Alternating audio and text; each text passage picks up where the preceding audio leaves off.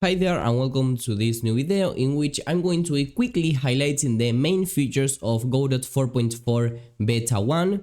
Just if you don't have the time to go over all the new changes over here, or you just want to know the improvement, because not only does Godot 4.4 Beta 1 has all the changes from the dev releases of 4.4, but also it brings some new stuff, as you can see. So let's go firstly to the first main thing, which is this new game tab. So whenever you press play, you're going to have now this new tab.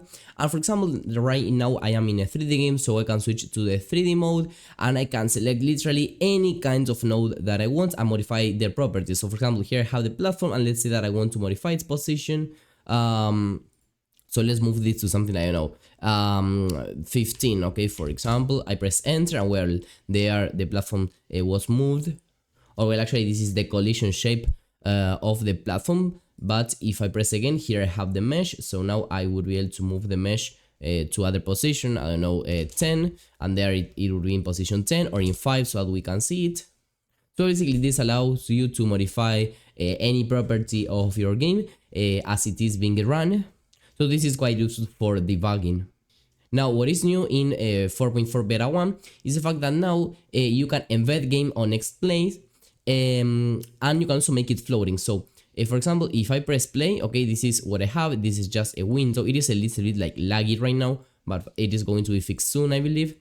You can also just toggle this to keep the aspect or not. You can maximize it, but well, with these options you can modify a little bit, because what you can do is to, for example, embed it. We would be basically putting it inside of here, and I will disable make it floating. So I will play again and it should appear right over here, okay?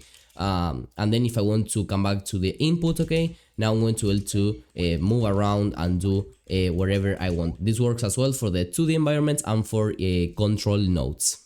And well, actually the fact that you are now able to embed this game window is something new in Beta 1.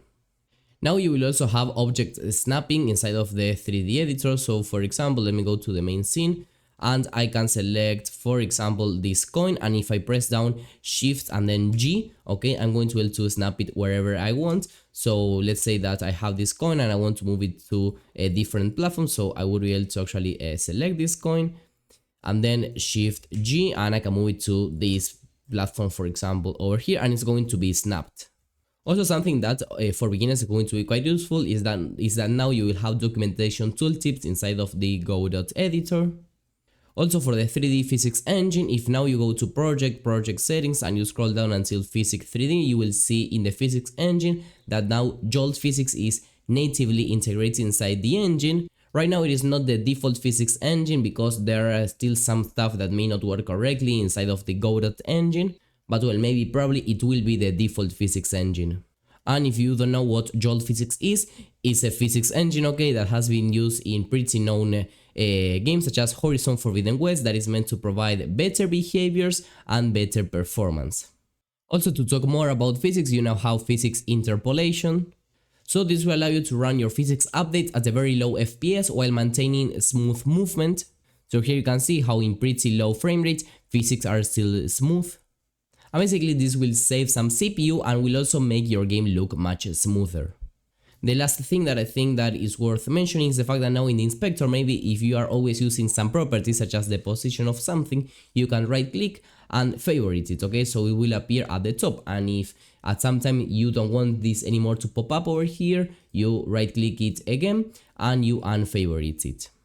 Now we have actually checked more features and more in depth in one of the previous videos that I uploaded, okay, but and also you have even more stuff over here in the official post. But well, at least I wanted to go over the main stuff that for the most general user it was going to be useful. But anyway, make sure that you check out the official post for the full information. Subscribe for more content and I will see you in the next one.